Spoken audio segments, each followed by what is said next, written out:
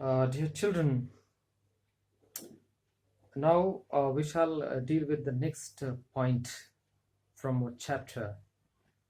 That is, there were some parallel happenings, as you may find.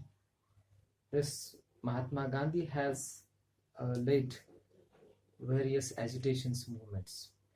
Simultaneously, some other happenings were going on parallel to this agitation and to these movements. The very first was that nationwide, the youth were uh, just united by RSS, Rashtriya Swayamsevak Sangh. And apart from that, Communist Party of India, this also was established in the mid 1920s. These are the happenings of 1922 to 29. So in mid 1920s, these two major institutions, organizations, now you may call these both are emerged with an active party, active organizations. They work for the welfare of society on their own areas. Then on the other hand, if we just oppose or continue non-cooperating to the governments, then government won't think about the welfare of the Indians. So how can we change this picture? Some of them were of this thought that we should fight, we should be in the government instead of just refraining from the government activities. Chittaranjan Das and Motilal Nehru argued that we should fight, means a party, INC, Indian National Congress, should fight elections to the councils. So that what will happen? Then Indian representatives will be there in the council, in the central council, and they will put demand directly to the governor, directly to the viceroy, directly to the administrative party or bodies. Then another major happenings this time is 1929, when this INC was organized, annual annual gathering organized at Lahore. That is 1920, Purna Swaraj in Lahore. And who was the president? President was Pandit Jawaharlal Nehru. Pandit Jawaharlal Nehru was the president, and you might not see here. Okay, Pandit Nehru. Jawaharlal Nehru was the president of this national level their meeting of INC, and the resolution was passed of Purna Swaraj. Purna Swaraj means complete independence. What happened? The British rule granted a dominion state, the status of dominion states. It means that dominion state means you will work, means you Indians will rule within the boundary of that particular province, but they have to follow the rules and regulations what center directs or issues the order. Center means here the central government, means here the British government. And when this resolution was passed to Purna Swaraj, and for obtaining Purna Swaraj, now INC was working, but as you know, there is no room to sought complete independence.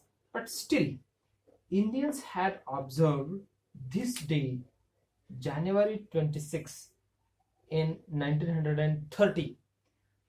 This day is observed as Independence Day of the India. So the very first Independence Day of India is 26th of January 1930. And to remember this date in the history of India, the importance of day, the very first time Independence Day was observed. Hence, our constitution was earlier prepared and its implementation started on 26 January 1950, and from then our India became a republic, India, or the democratic country, wholly functioning as per the constitution. Now, these were some of the points that are the happenings of 1922 and 29. But on the other hand, there was other working force for getting independence of the India, and that was revolutionary nationalists. See, we had we have seen these moderates were also working for the freedom of India. Then radicals were also doing the same. Objective is the same, but methods are different. So, what was the methods of revolution nationalists? This moderate told that just begging and just pleading and just submitting the applications are failing, believing in their justifiable heart. But radicals that it is not only by praying and by appealing the independence can be sought. The radicals like Lal Bal Pal, they argued for it should be snatched. The liberty or independence is my birthright and I shall have it. That means for that, the Swadeshi movement and all we saw in earlier periods. But what was the revolutionary nationalist? As this was led by Chandrasekhar Azad, Bhagat Singh, Rajguru, Batukeshwar Dutt. These revolutionists, what they did, let them do, let INC do according to their method. But the method of revolutionary nationalist was to take the law in our hand. It means creating nuisance or creating the normal functioning of the British rule. That was the motto, and to make British rule listen our voice, our demands. And for that, Hindustan Socialist Republican Association, in short HSRA, was established during this time. And under this party, on 17 December 1928, the Bhagat Singh and Dutt attacked or assassinated Saunders, an English officer. Saunders, he was assassinated, and due to which what happened, and another thing was that on 8th of April 1929, Bhagat Singh and Batukeshwar Dutt threw a bomb. They saw there was an open space in the central assembly, and seeing that open space, just they threw a bomb. It was a very huge blast and noise. The purpose behind this action of throwing the bomb, Bhagat Singh and Batukeshwar Dutt, means revolutionary nationalists, wanted to make the deaf hear very loudly our voice, because British government or British rule was not at all in position to do justifiable activities for the Indians. And as a result of this, because earlier the assassination of Saunders and throwing the bomb, they particularly themselves surrendered to the this British police. And on 23rd of March 1931, execution of Bhagat Singh, Batukeshwar Dutt and Rajguru has been happened. He was then, that time he was just, you may see them about, he was just only 23 years of age when he was executed, he was hanged. This was the sacrifice was done by the revolutionary nationalists. Some others were doing on their own method. So this all were doing the making of our national movement. Started from here, Purna Sarvajanik Sabha, Madras Mahajan Sabha, Bombay Association, like that. Such all organizations were leading to this date, 1947. I shall rub it and take another point here.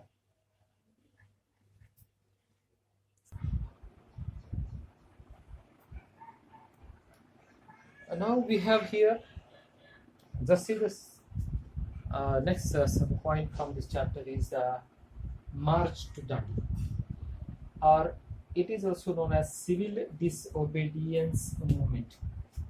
It took place, or it started in 1930.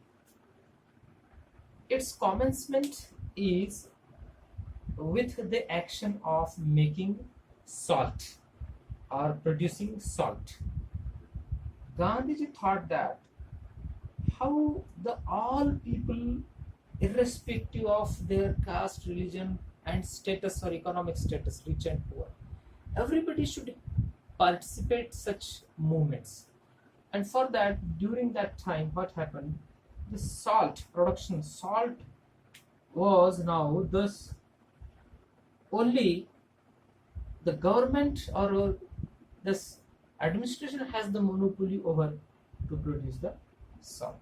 It is such a common thing and everybody's necessity. It is a very common food of every Indian or any person, and this was under monopoly. Hence, Mahatma Gandhi thought that I shall purposefully, in a civil manner, disobey the law. The law, the law is that it is the salt, production of salt is under the monopoly of government. But Gandhiji decided and started his journey from his ashram Sabarmati and to Dandi. He just traveled 240 miles, and in their sequence, many women, peasants, women, and rebels joined. It started 12th of March and 1930. Okay, and ended on 6th of April 1930. So during this journey, what happened? He broke the law and accumulated or gathered people under this march. That is called civil disobedience movement or the march to Dandi. It started from that. Then he reached there Dandi and just natural salt he picked from the seashore, and it is just a symbolic action of breaking the law. And what are the achievements of this civil disobedience movement is? Earlier government tried, or British government tried to crush this movement, but people were now very stubborn, and Mahatma Gandhi was also very stubborn. Since he is just marching, he is just going. So though his intention is just to break the law, but he is just marching. It means he has not committed any wrong, isn't it? Wrong will be then when he will break the salt law, but he is just about to break the law. Hence, the government, or instead of just only the oppose, it didn't do anything more than that. But finally, this movement own Gandhiji own, and what had been given their achievement is that new act is enacted, that is Government of India Act 1935, and the provision under this act was given that provincial autonomy. Provincial autonomy means, see, this is the whole India, and these are the smaller provinces. Within the provinces, we will govern our contesting elections. Who will be the majority? They will form the government within that particular provinces. That is called provincial autonomy. And on the basis of this rule or act, elections were contested in 1937, and INC, the major party of that time, own out of 11 provinces, it formed the government in 7 provinces. That is the achievement, highest achievement. See, and in subsequent year in 1939, Second World War broke out, and as you know, there was the major enemy to the British was the Germany. But Germany was being led by whom? Yes, it was led by Hitler. And what was the policy of Hitler? Hitler was a racist person. isn't it? The Aryan race. He just gave very much importance to the his own race, that is Aryan race. Okay, so if Hitler defeats to England, okay, then various colonies of England will be now under the influence of Britain, isn't it? And you know, the Hitler is a racist person. Okay, to avoid and to oppose Hitler, or in the view of this situation, India supported England during Second World War. But in turn, what Indians demanded? Indians demanded that as soon as war will be over, okay, as soon as war will be over, then what they should give? England should give, or England should give the freedom to the Indians. It was there. But will this demand be during this time be granted by the England? Yes, exactly, no. Then what happened? Then Indians, and particularly Mahatma Gandhi, now gave a final mantra, that is do or die during Quit India movement. Now let us see Quit India movement.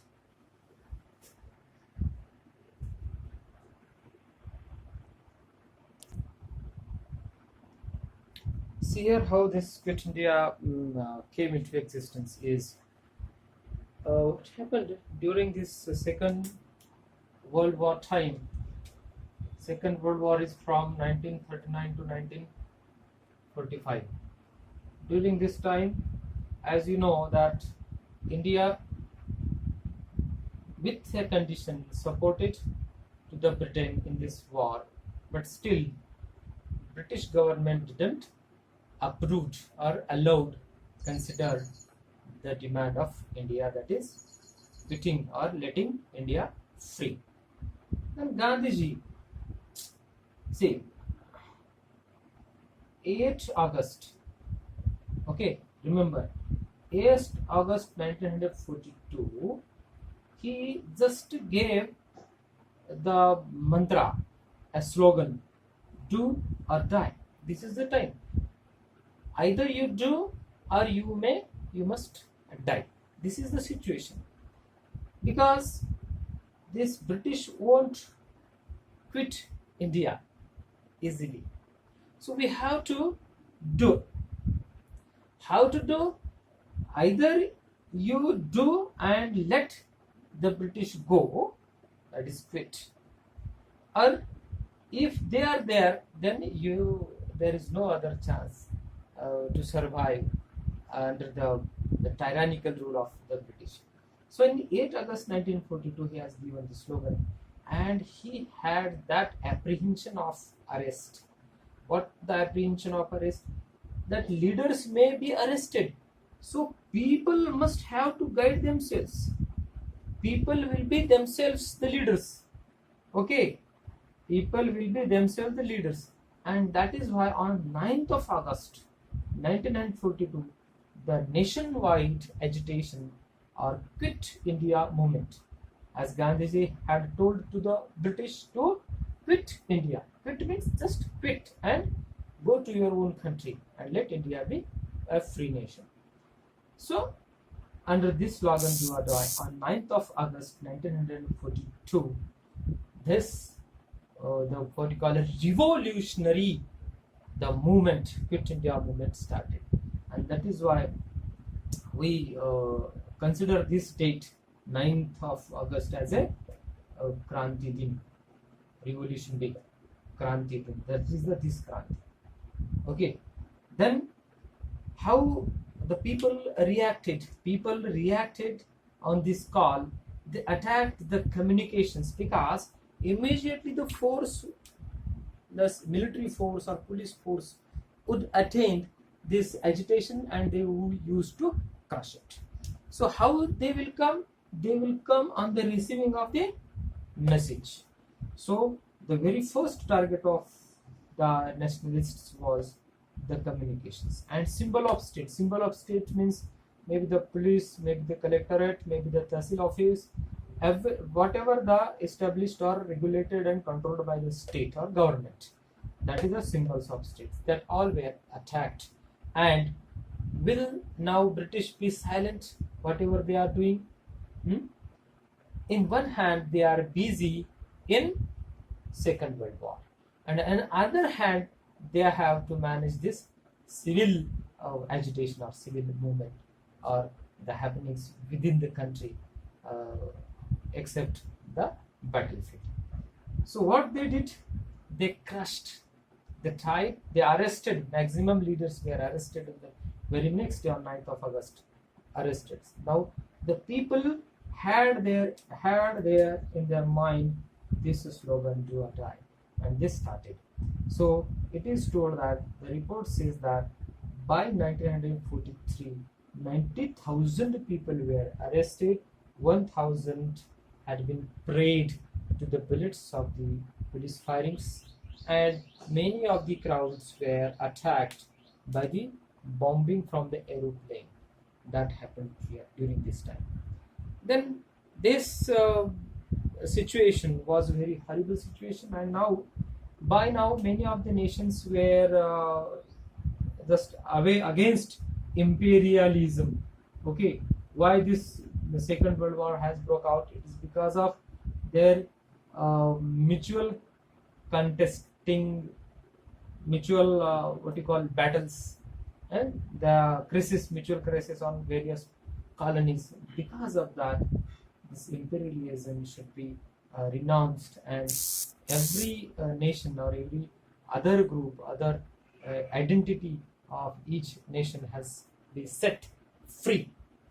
It was this idea emerged in Asia, in Europe, and many other countries. So now British government also decided to quit the India, but in which manner?